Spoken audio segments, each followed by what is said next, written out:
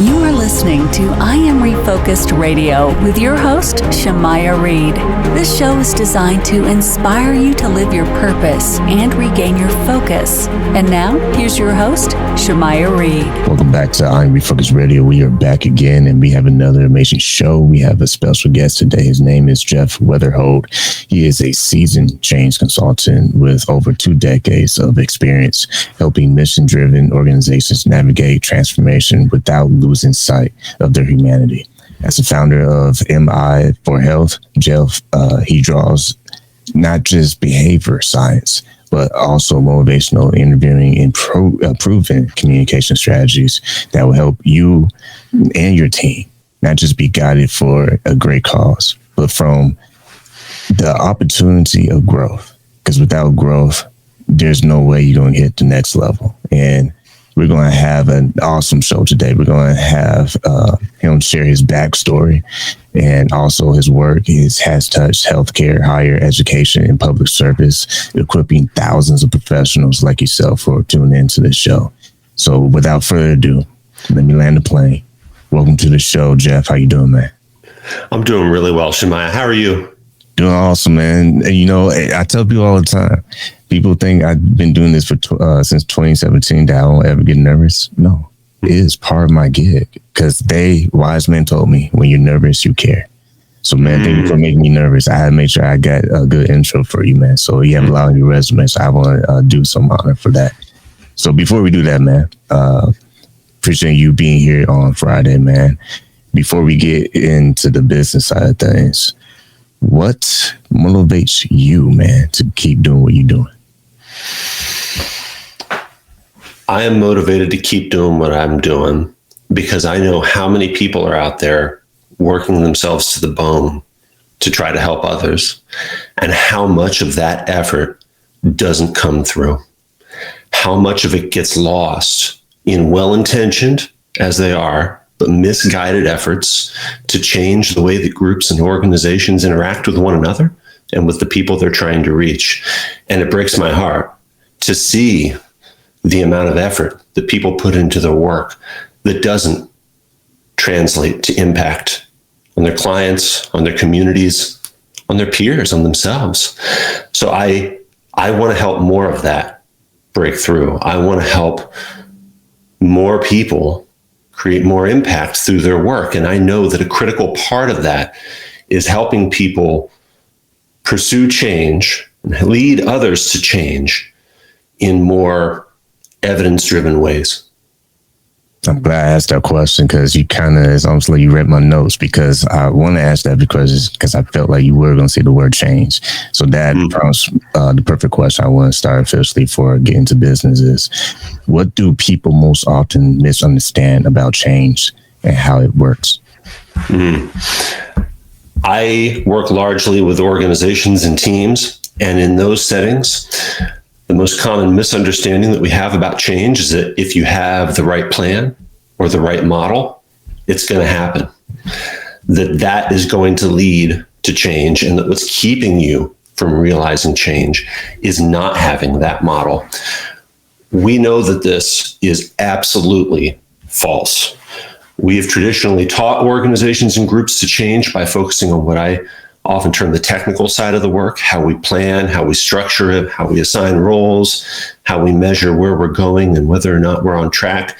These things are important. I don't want to diminish them, but I do want to say they're insufficient. They're not enough.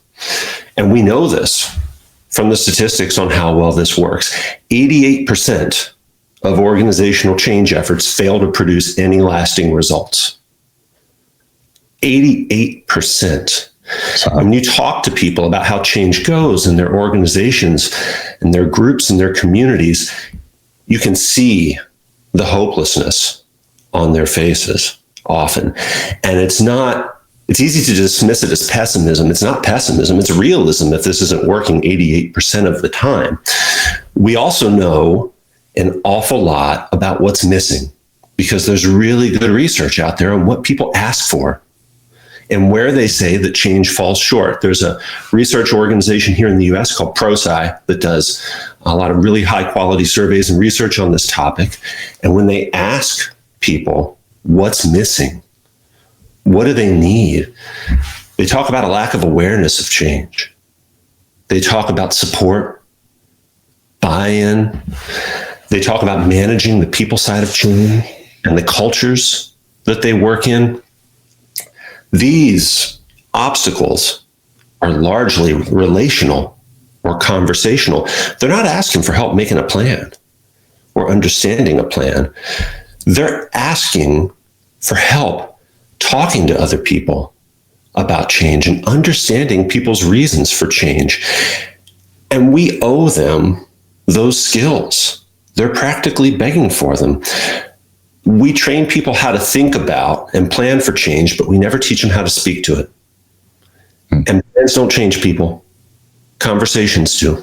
Without those conversations, change doesn't work. Staff end up exhausted and disillusioned, and we take all of that effort and heart that goes into their work, and we make it much harder for that to translate to impact.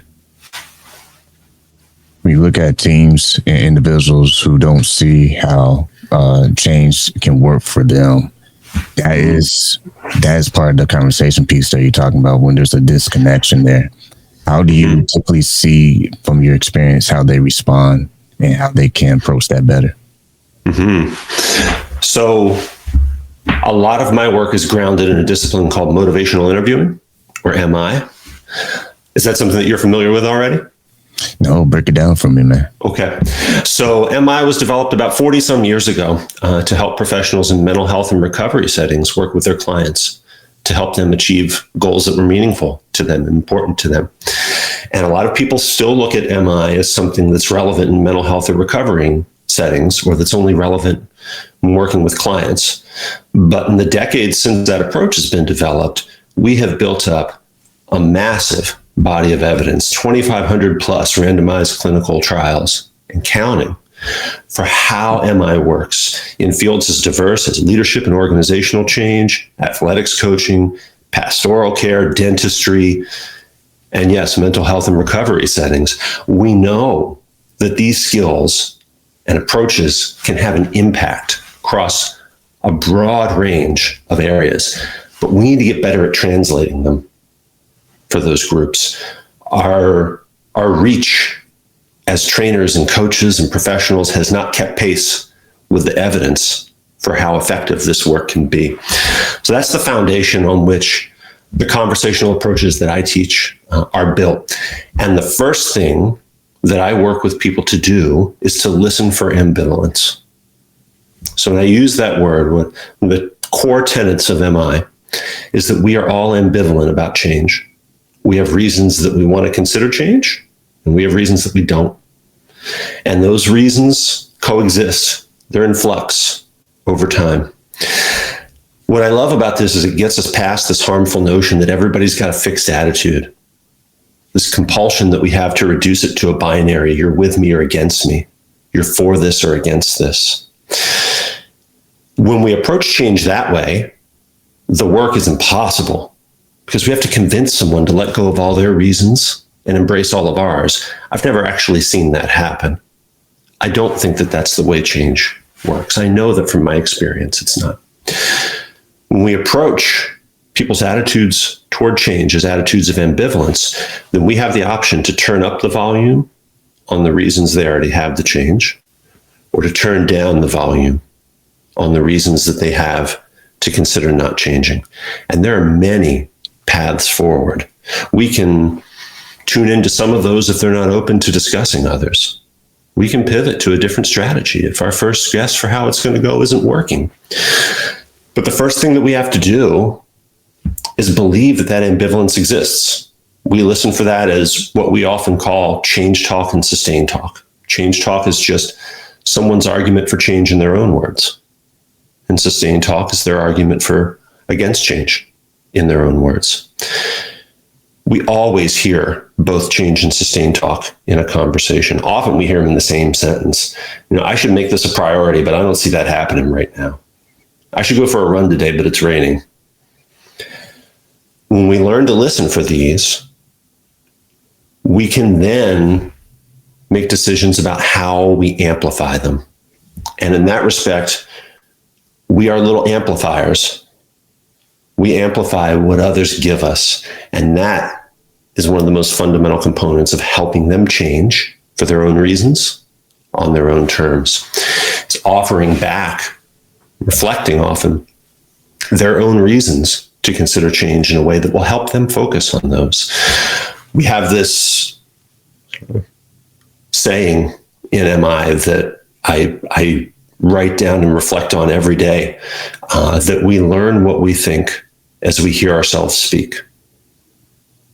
When we come into a conversation with that attitude, right? They have not made up their mind. They may not even be entirely sure how they feel. We learn what we think as we hear ourselves speak. That opportunity, and I really do believe it's an opportunity to think about your attitude toward change and refine how you really feel about it, is key to helping people move toward change on their own terms. And when you can practice these skills well, you can help them get there more often. Once again, listen, I'm Refocused Radio, watching it.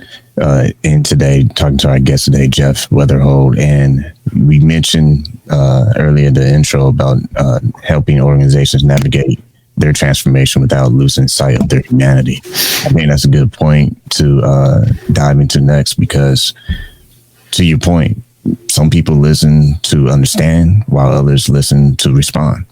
And true measure of growth is when you're able to reflect and, I'm gonna steal your word, pivot, because with any challenge, there's opportunity in disguise. And success is like failure being conquered. You know, it's not success, but just success. If that was the case, we would need a show, we would need a book, we would need motivation.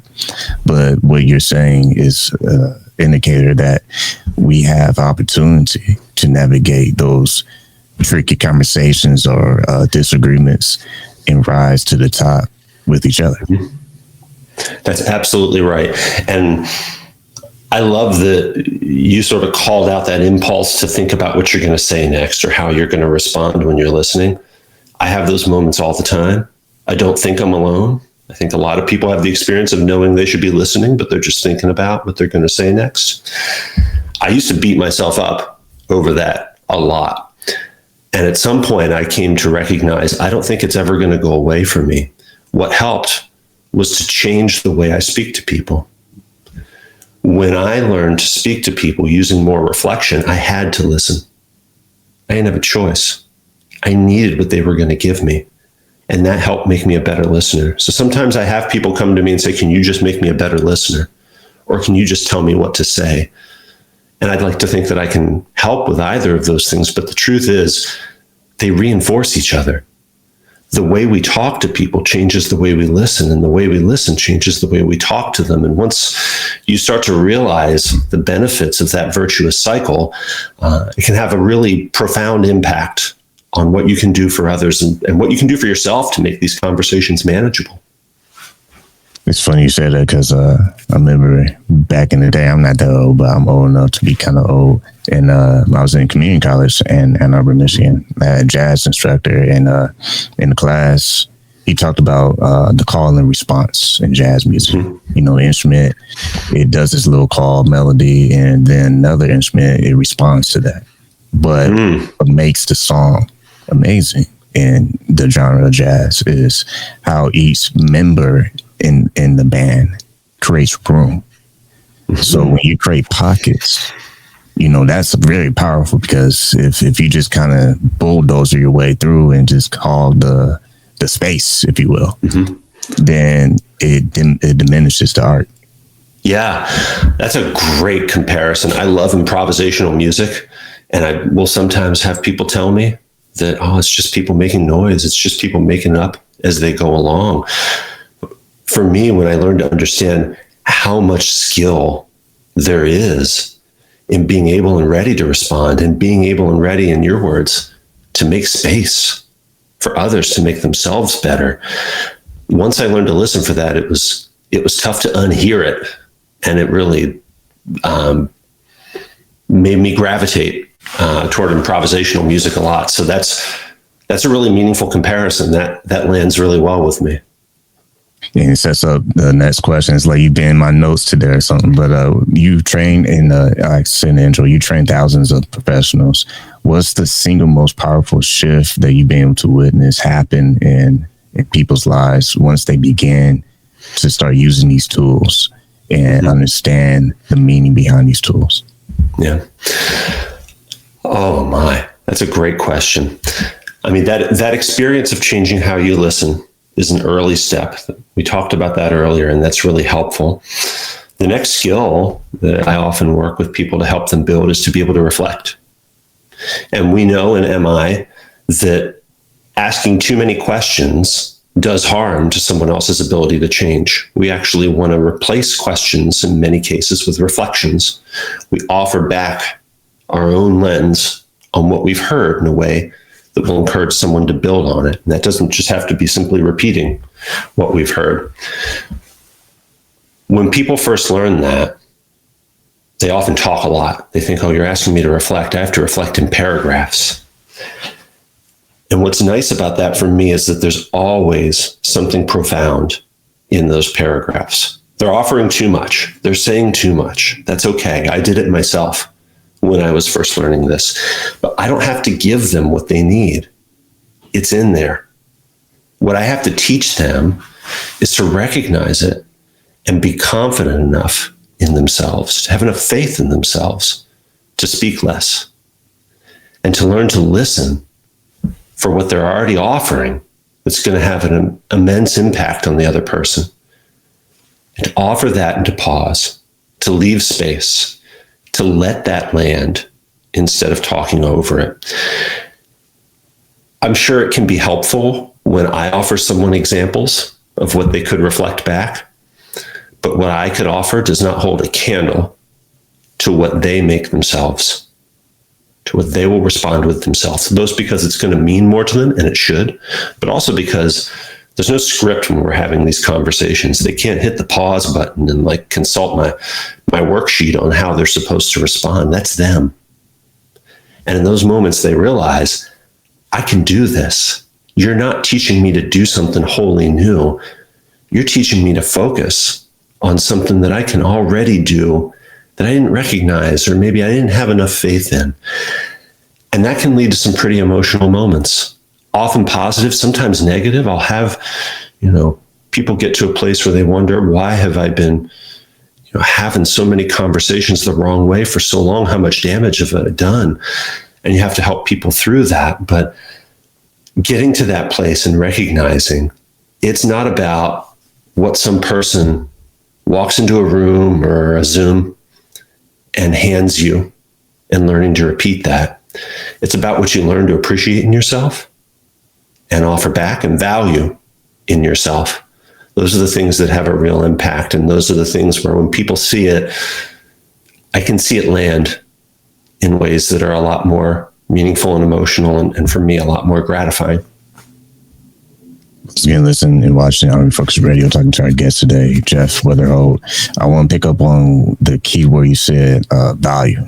And value, just personally speaking, is that comes from experience. Value is something that is drawn from both positive and negative experiences in life. And when you're able to mix them together, because you are what you have, and what you have is time on this earth.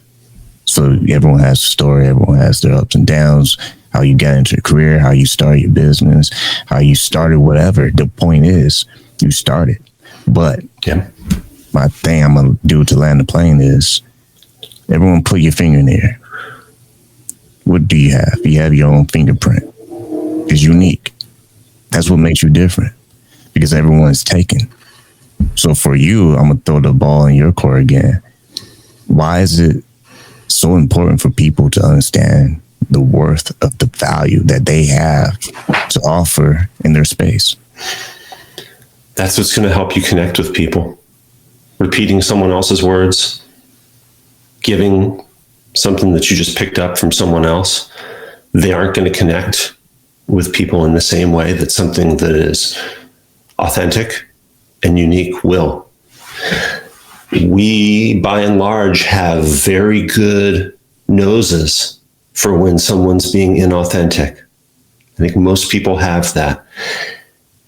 And they can feel it and respond to it when you've offered something back that's very personal and that's not offered in the spirit just of you sharing something that's meaningful to you.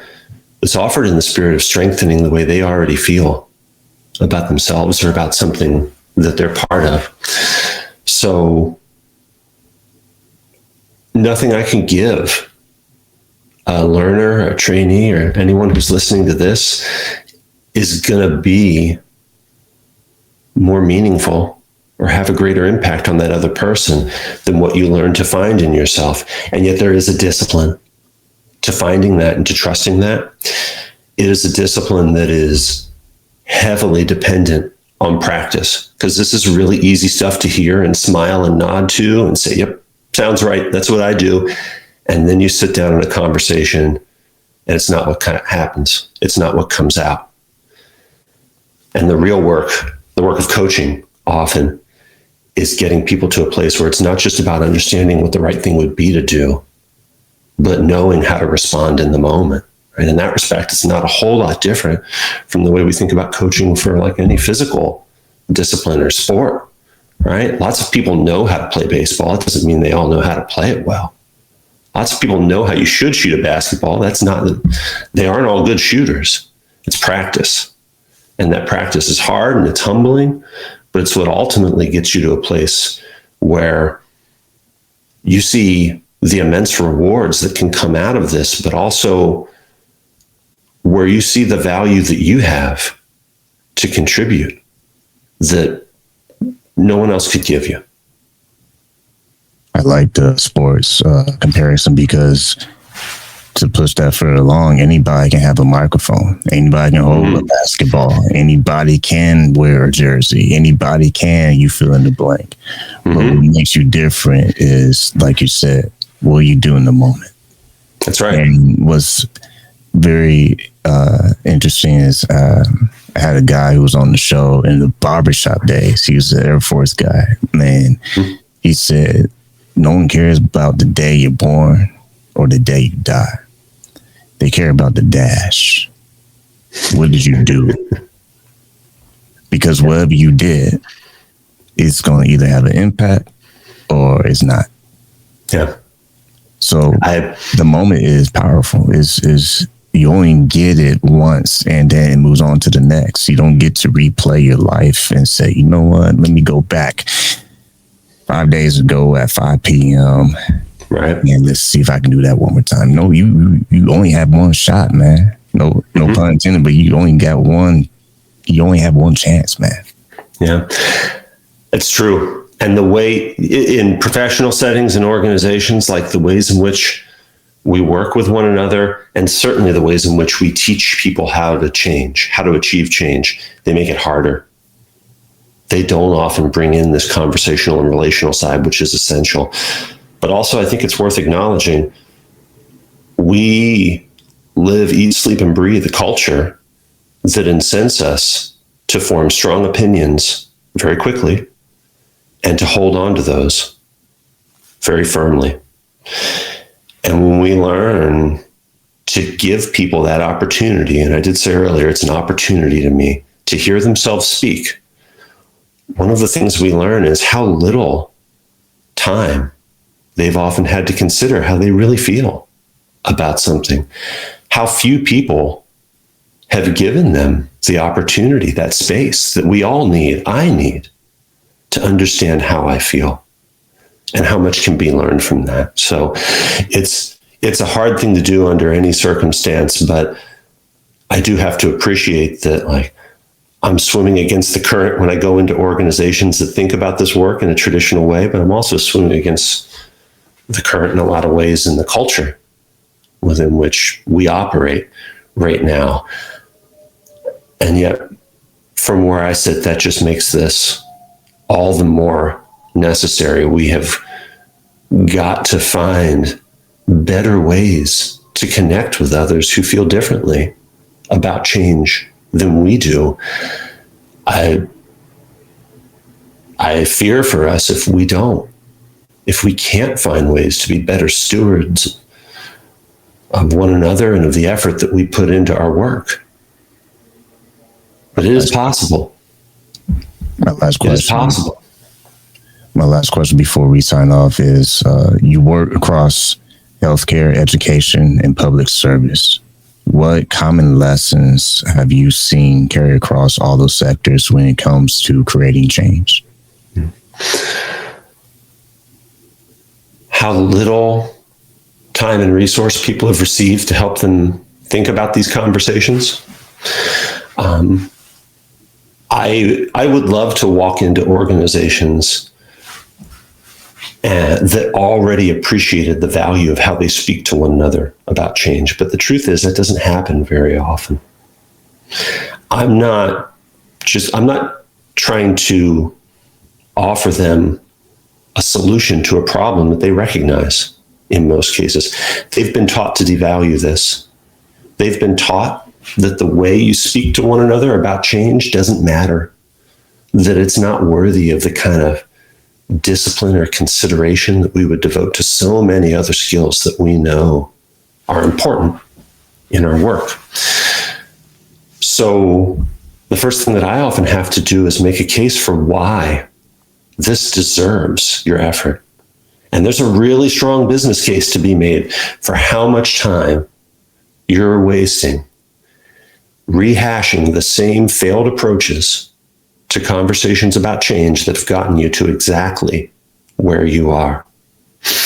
But at a personal level, I think about it from the perspective of all of those individuals who are working in healthcare and education and public service, and how burnout and exhausted they are. And we have statistics on change fatigue, which, by the way, is a proper noun now. It's a thing. We have so much change in these organizations. We've named change fatigue. It's prevalent. It's like 3/4 of staff who are reporting high levels of change fatigue, and they're more likely to leave their organizations. That exhaustion and the hopelessness that can come with it are just things that it's vitally important for me to help people avoid, if possible, or move past if they're already there. The people who I work with care deeply about their work. They care deeply about the people they serve. They want to do better. But if they could just do it on their own, they would have done it by now. They need and deserve skills and tools that can help them. And getting those organizations, those professionals to a place where they're able to practice those, where they're able to approach change and helping others change is something that's not hopeless or exhausting, but where there's real possibility, where they're able to focus on their core belief, which I do believe they all have at some level, that others can change, that we can see change in our clients, in our communities, in our teams, maybe even in our bosses, that is possible. Change should be motivating. This should be something that we see hope and possibility in.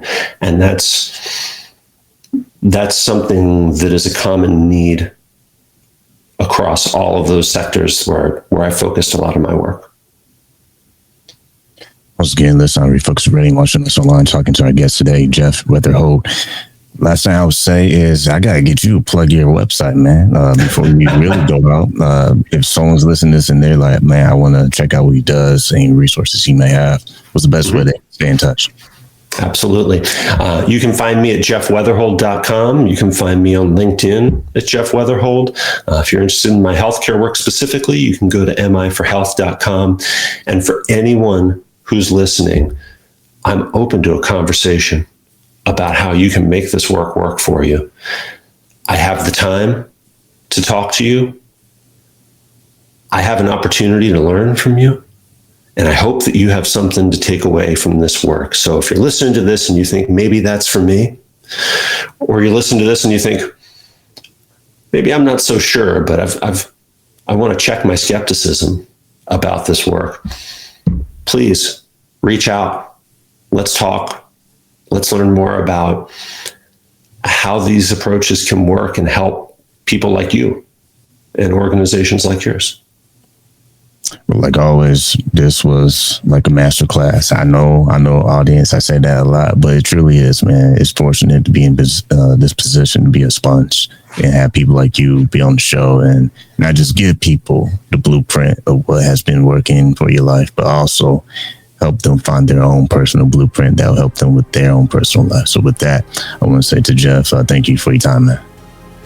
Thank you so much, Shemai. This was a great way to end my week.